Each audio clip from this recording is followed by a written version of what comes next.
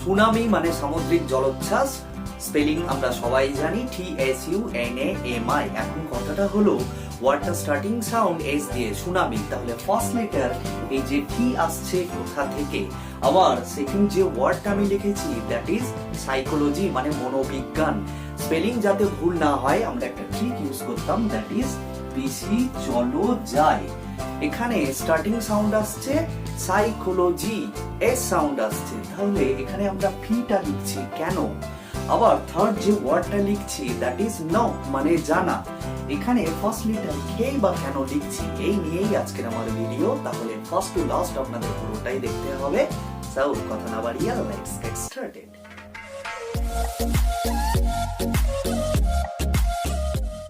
অনেক ইংরেজি শব্দ অন্যান্য দেশের ভাষা থেকে সরাসরি যুক্ত হয়েছে, ইংরেজিতে সেগুলোকে সিম্পলিফাই করে উচ্চারণে চেঞ্জ করা হয়েছে। যেমন সুনামি শব্দটা একটা জাপানিজ ওয়ার্ড।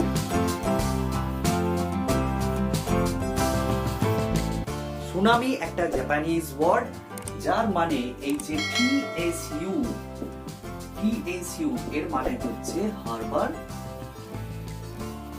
আর NAMI নামি মানে হচ্ছে ওয়েব। জাপানিজরা কিন্তু এই যে ফার্স্ট লেটার টি এটার উচ্চারণ করে ঠিক কেমন ভাবে করে। পিৎজা আমরা সবাই জানি খেতে খুব সুন্দর, এই পিৎজাতে ডাবল জেড এর উচ্চারণ ঠিক যেমন ভাবে আমরা করে থাকি, জাপানিজরা এই সুনামির ঠিটা ঠিক একই রকম ভাবে উচ্চারণ করে। পিৎজার দোকানগুলোতে অনেক সময় দেখবেন বাংলাতে লেখা থাকে পিৎজা পিৎজা, ঠিক একই ভাবে জাপানিজরা উচ্চারণ করে সুনামি সুনামি। ইংরেজিতে এটা সিম্পলিফাই করে ঠিটাকে সাইলেন্ট রেখে উচ্চারণ করা হয় সুনামি। That's it. আচ্ছা, এবার আসি সাইকোলজি ওয়ার্ডটা নিয়ে। এই যে সাইকোলজি ওয়ার্ডটা হলো একটা ফ্রেঞ্চ ওয়ার্ড।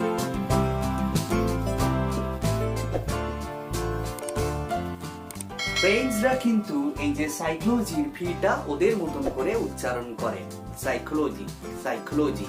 ফির উচ্চারণ দুটো ঠোঁট এক জায়গায় করে সাইকোলজি বলে। ইংলিশে আমাদের এরকম উচ্চারণ করতে অনেক রকম সমস্যা হতে পারে, তাই ইংলিশে একটা রুল তৈরি করা হলো, ইংলিশ ফোনোলজিতে কোনো ওয়ার্ড যদি কোনো কনসোনেন্ট ক্লাস্টার দিয়ে স্টার্ট হয়, যেমন ফি আর এস দিয়ে যদি কোনো ওয়ার্ড স্টার্ট হয় সেখানে ফিটাকে সাইলেন্ট রেখে উচ্চারণ করা হয়।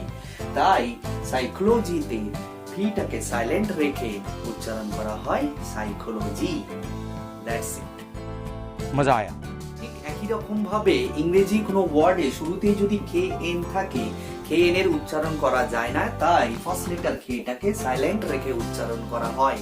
একই রকম ভাবে আরেকটা ওয়ার্ড আছে দ্যাট ইজ নাইট মানে সৈনিক, এটার মানে হচ্ছে সৈনিক, আর এটা একটা জার্মান ওয়ার্ড।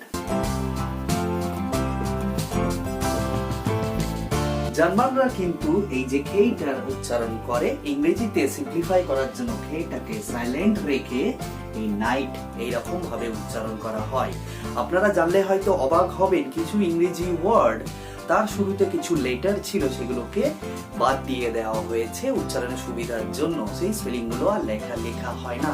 যেমন রিং আর লাউড এই দুটো ওয়ার্ডের ফার্স্টেই এইচ ছিল, উচ্চারণের সুবিধার জন্য ফার্স্ট লেটারটা সাইলেন্ট রাখা হতো, এখন এইচ বাদ দিয়ে লেখা হয়। থ্যাঙ্কস আ লট পুরো ভিডিওটা দেখার জন্য। ভিডিওটা কেমন লাগলো আপনারা কমেন্ট করে জানান। দেখা হচ্ছে পরবর্তী কোনো ভিডিওতে, ততদিনে আপনারা